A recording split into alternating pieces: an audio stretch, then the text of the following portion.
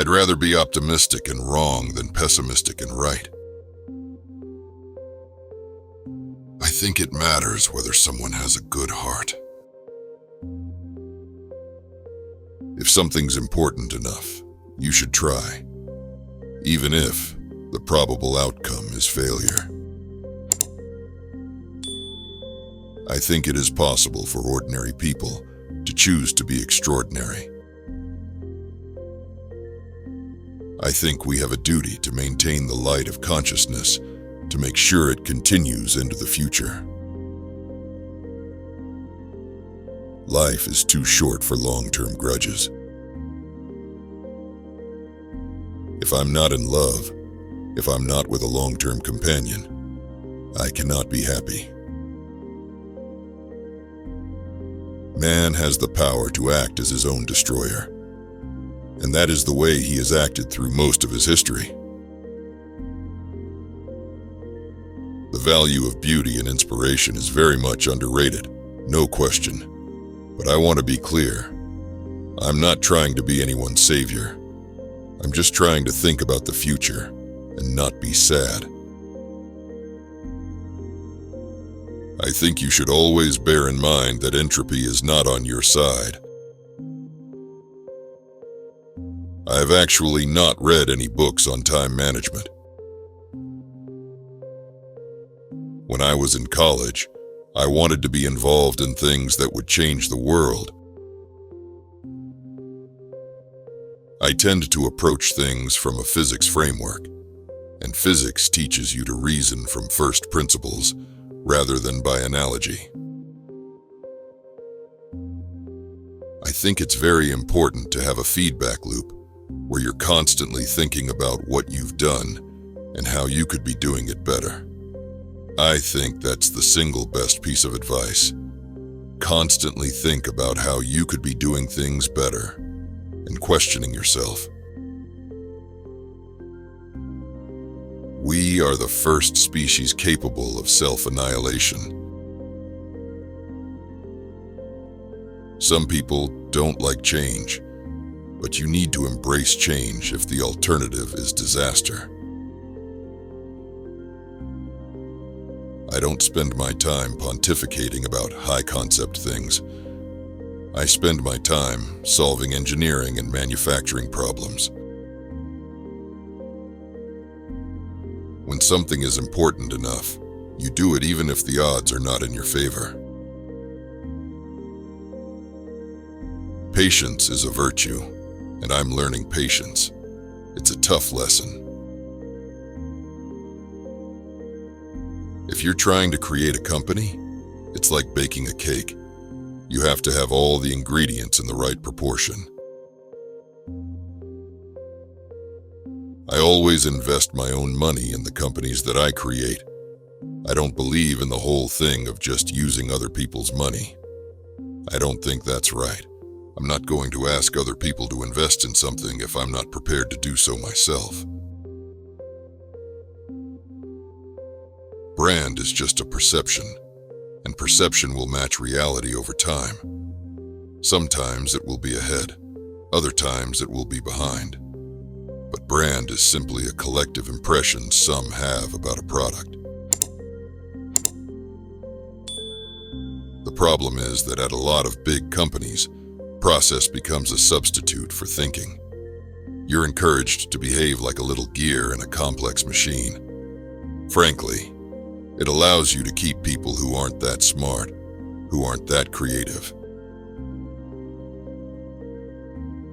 Starting a business is not for everyone. Starting a business, I'd say, number one is have a high pain threshold. I don't create companies for the sake of creating companies, but to get things done.